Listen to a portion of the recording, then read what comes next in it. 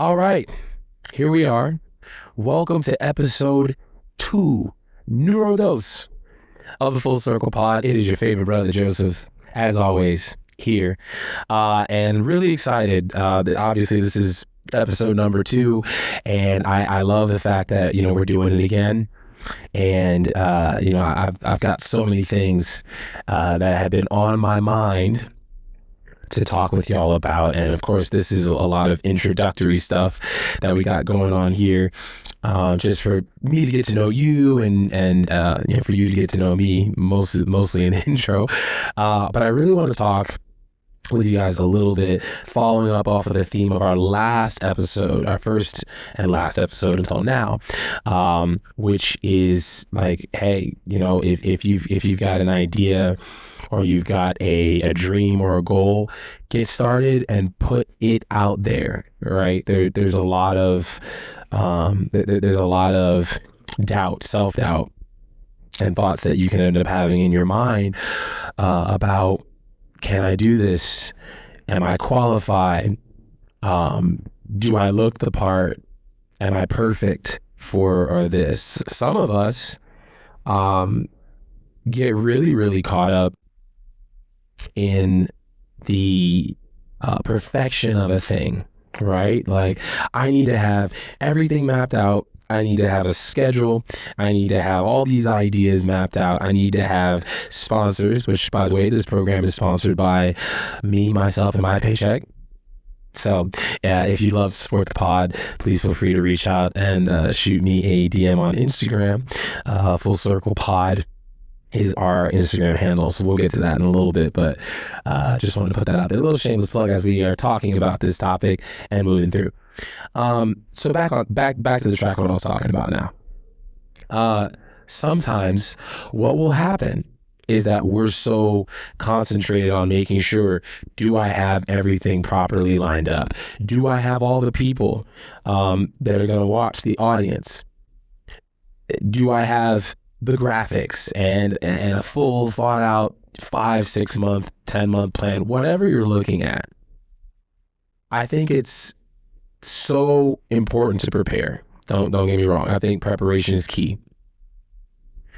But I do believe that there can come a time in our creative process and in our effort to succeed at whatever we're doing, that we paralyze ourselves by preparation. And so I want to talk a little bit about that today, kind of off of the theme of what we discussed last week, and which is a personal story. I have to say, it's a personal story of mine with this podcast. Just the longer that you wait for an idea that you have to keep being fully developed and clarified before you step out and do something, there's going to be greater reasons why you shouldn't do that thing that pop up into your head. And I want to be really clear for all my planners out there, for all those people, like all my OCD, like all of my like specifically organized, like we got to like have the trip planned 6 months in advance. We got to have the business plan, everything. Listen, I'm not knocking you. I think there's definitely a skill and a gift and an ability in that, and being able to be detail oriented is so important. It's actually one of the things that I feel like I'm learning to be more about, because I'm super spontaneous, and spontaneity, while it is great and it's fun and it can make things look very planned that are not, I do believe that sometimes a lack of planning is actually a killer of progress and success. So I do want to acknowledge that here. But on the flip side of that, sometimes you can become paralyzed by preparation through overanalyzing, through overthinking the process, through trying to dream up every possible scenario of, can this work, and looking at 5-10 years down the line, 5-6 months down the line, instead of taking the step.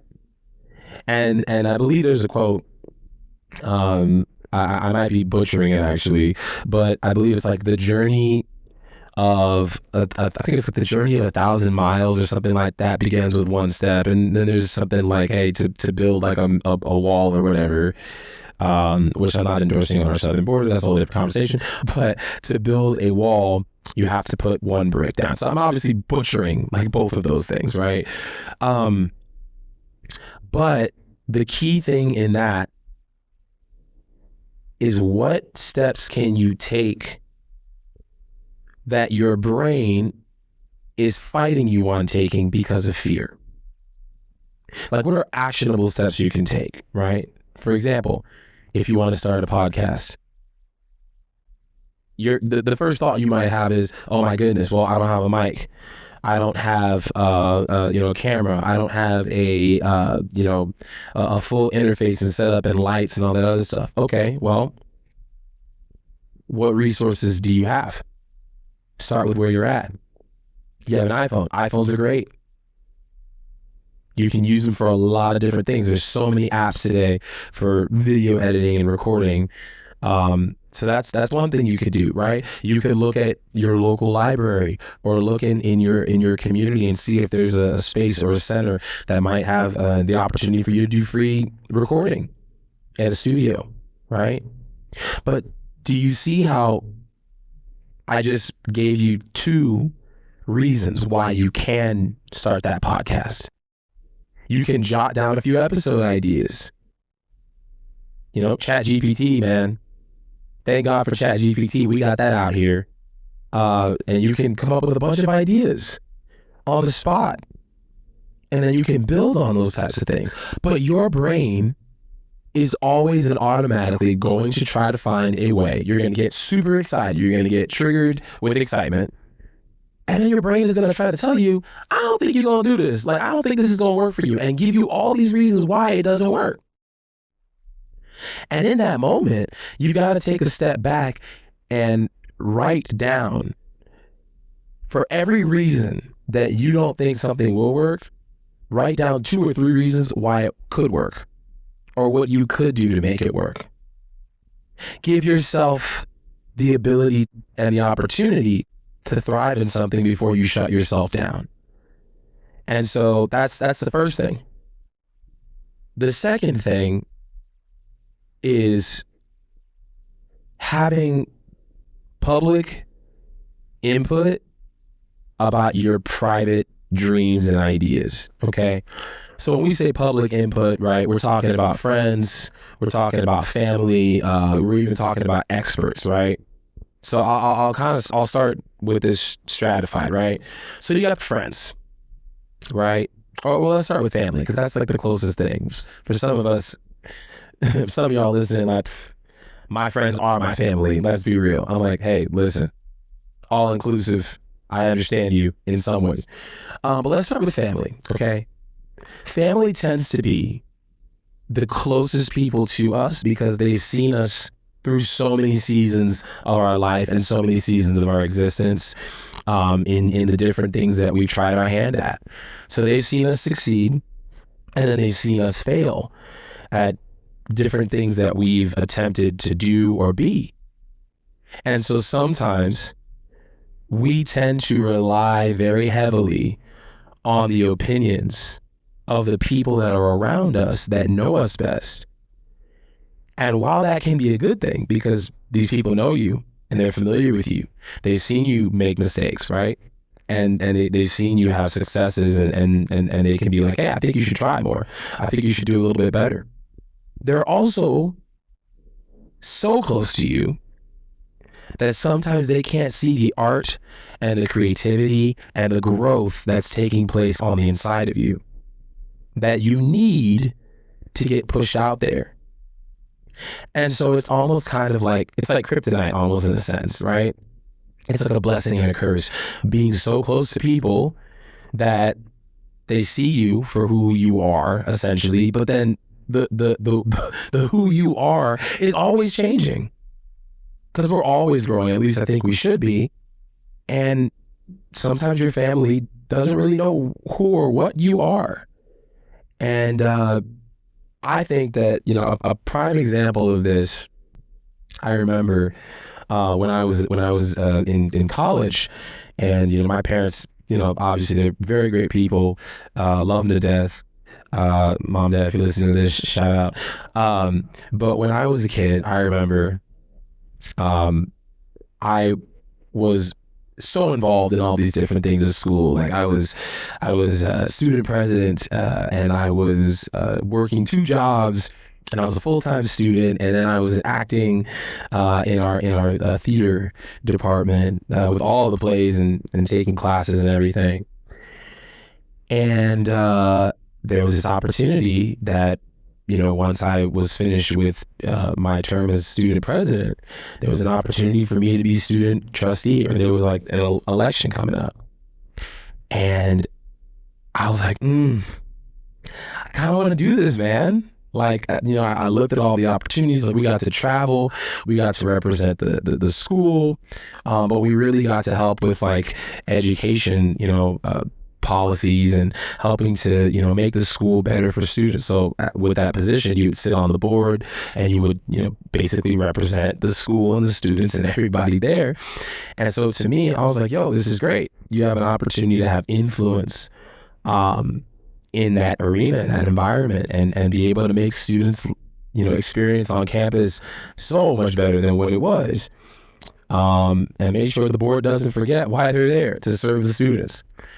And so basically, I talked it over with my friend Marisa, who she was student trustee at the time, and I had known her beforehand. And I was like, hey, Marisa, like, what do you think about this? Like, do you think I can do it? And she's like, yeah, I think you can do it. I think you should do it. It's going to take a lot of work, and it's going to take a lot of time, but I know you can handle it. And I think that you should take that leap. It's going to really stretch you in your leadership and just make you a better person overall.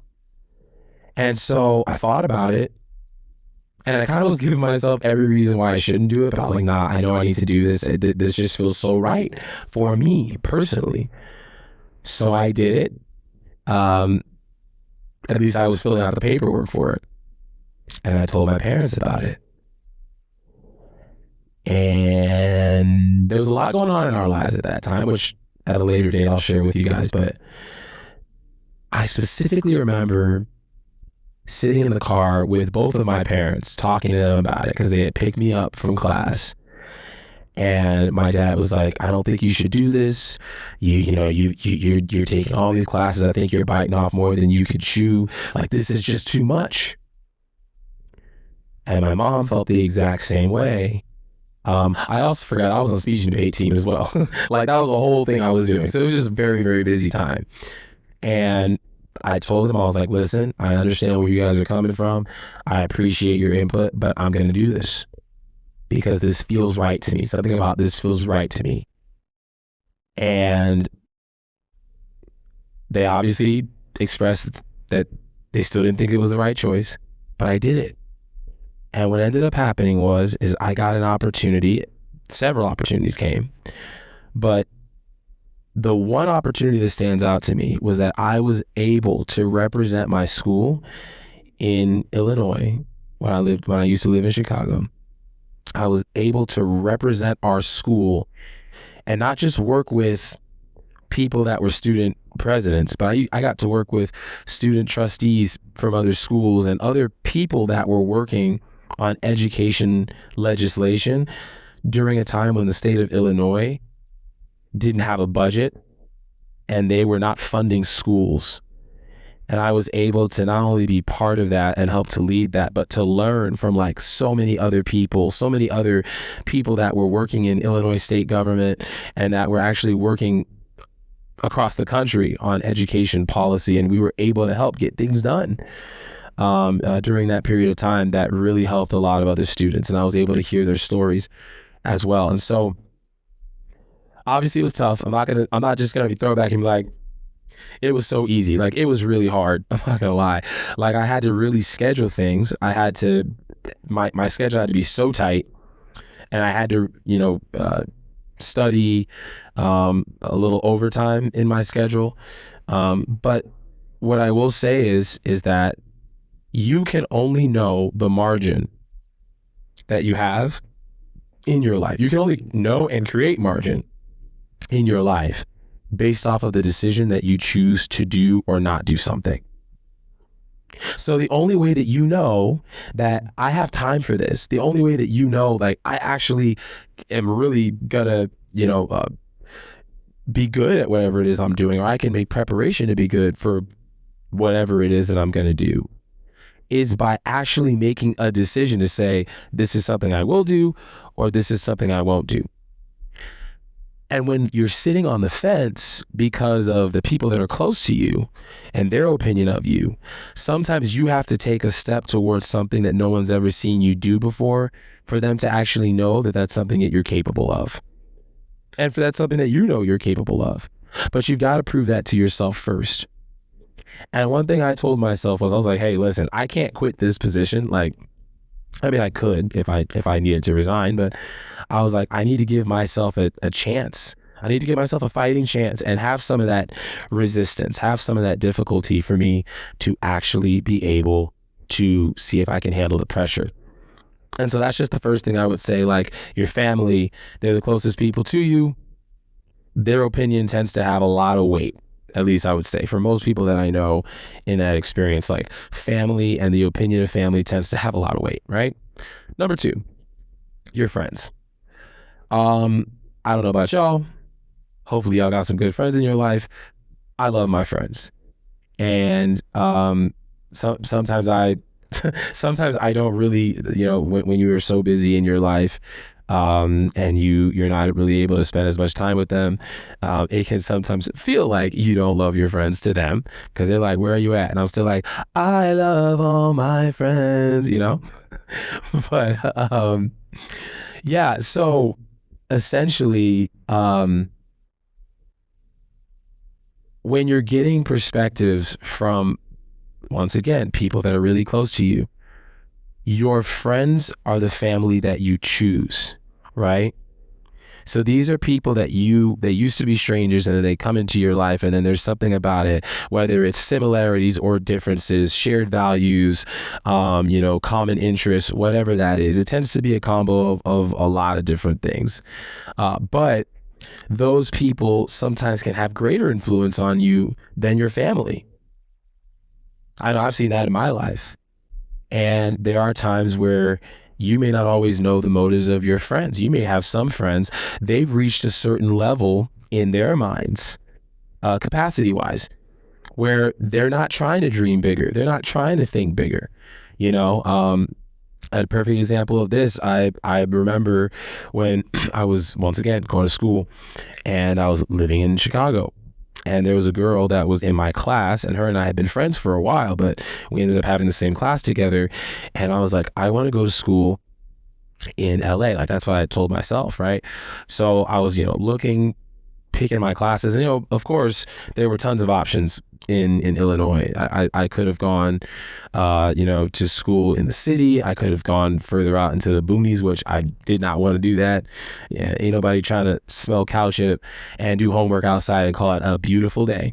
But I remember I was like, LA, since I was 14 years old, I always wanted to move to Los Angeles, always been into music, always been into acting, creativity, all that my entire life.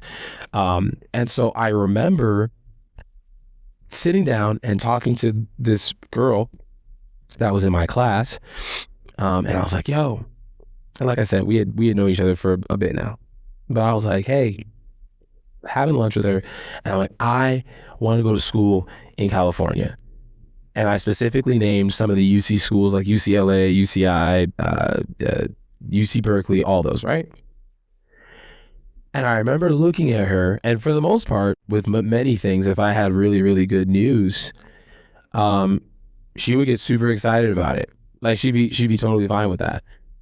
But I remember looking at her, and her face kind of just got a little twisted up, like, and she kind of went, I don't know. I think it's too expensive, and I don't think you're gonna get in, right? Now, that was crazy to me, because I was a good student, right? I was a good student. I didn't always get A's, right? But we was between A's and B's, all right, for the most part. We were doing pretty good. I do not believe in the C's get degrees lifestyle. I know it happens, but when you have a Caribbean mom and you have a Southern dad in your upbringing, that's not allowed. Okay, you're not gonna come home and get a pat on the back and a dap up. That's not how life goes, right? And so I remember just looking at her and just being like, "What? What did you just say?" And she was like, "Yeah, like why?" I told her, I was like, "Why do you think that?" And she was like, "It's just really competitive." And like it'd be really, really hard to get in. I don't think it's gonna, happen. Why don't you pick a school out here? One that's closer by that you have a easier chance of getting into. And that day, I decided that I wasn't going to hang out with her after that, especially for the whole school year. Now that you may have better friendships in your life where, there are people that you're like, all right, you kind of said something crazy. Let me just smack you a little bit verbally, and then we'll get back on track here, right? But because of the fact that I knew that was a life goal that I had for myself, and because of all the stuff that I had going on in my life that year, I knew that I couldn't surround myself with that negativity. I knew I couldn't surround myself with the voice that was telling me that it wasn't possible for me to do while I was in the pursuit of that.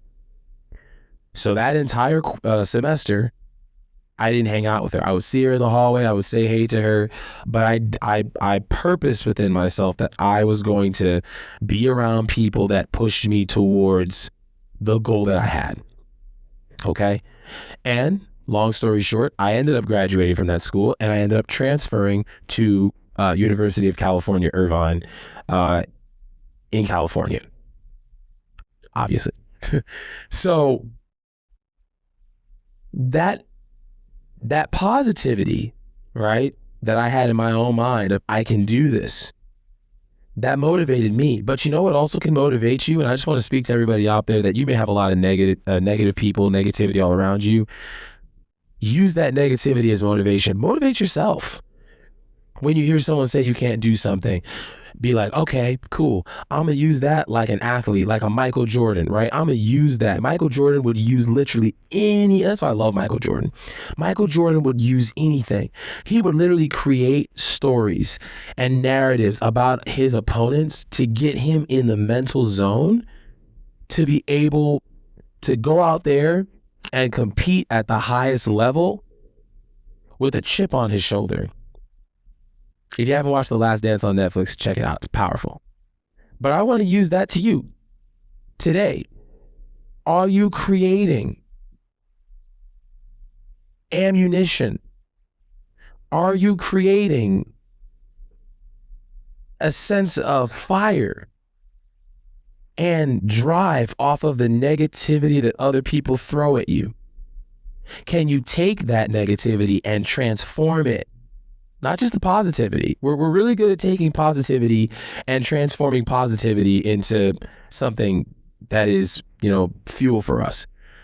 But can you take something that's meant to hold you back, tell you reasons why you can't, tell you why it won't work, and can you transform that into fuel for your future? Can you do that?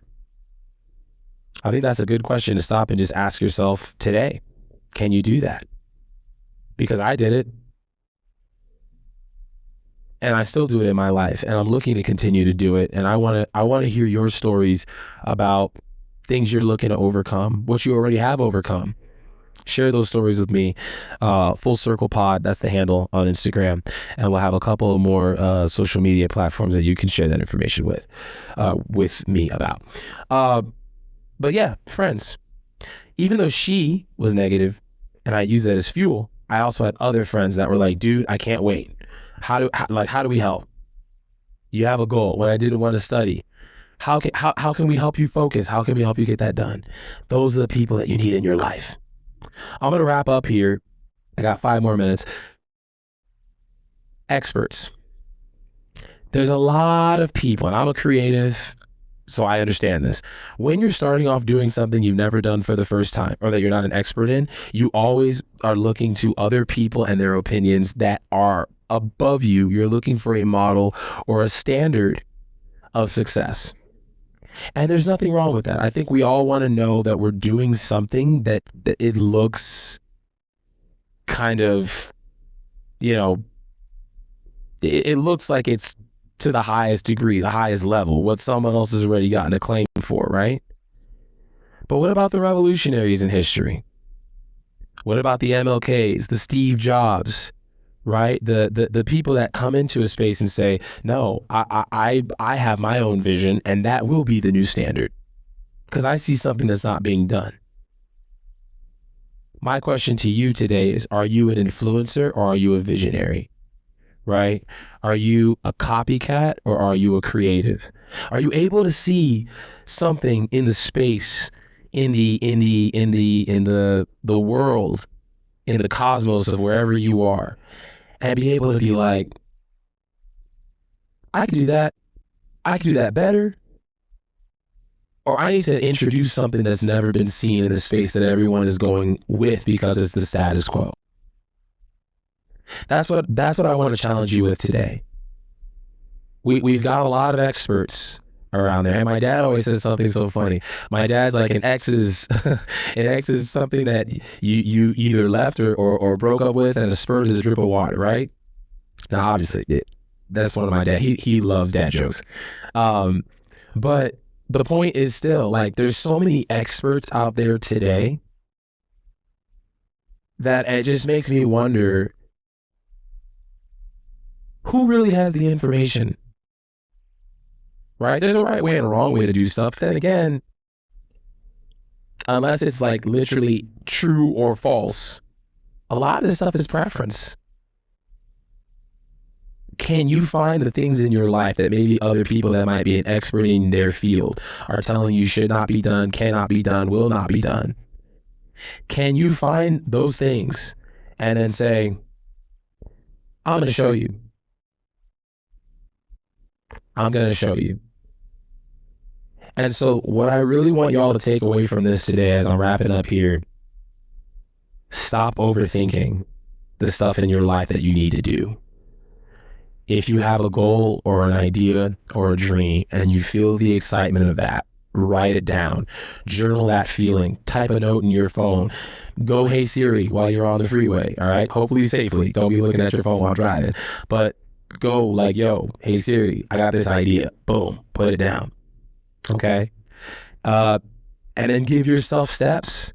Look up online. Okay, if I want to start a podcast, or I want to start a production company, I want to start a business, I want to start a group, right? Like whether it's a book club or whatever it is. I mean, y'all, start by writing the first idea and then start finding evidence in your life that that's possible, and then start finding ways to make it happen. And every single day, you may not get everything done, but every single day, look for ways to move closer and closer to that goal. I can promise you, not only by experience, but just by what I believe, I can promise you that you are going to feel so much better, and the people around you, you'll be surprised, they'll change their minds. And you might even inspire them to get started, stop overthinking, and do their own thing too. Thank you guys so much for listening to episode numero dos of the Full Circle Pod. I really appreciate it. I have no idea why these balloons are popping up on the screen, but we celebrating. It's all good. I'm so happy that we're able to come to y'all live. It is live right now, not when you hear it, but it is live. I'm so glad that we're able to do this. Listen, have a great one from your favorite brother. If you want to follow us, like I said, Full Circle Pod on Instagram, that's our handle. We got some more channels or some more social media platforms that will be coming to as well. So thank you so much for listening. Please write in, send us a topic. Let us know what you want to hear. Let us know what you want us to talk about. I got guests coming soon. I'm so excited for that. But until next time, have a great one from your favorite brother. Peace.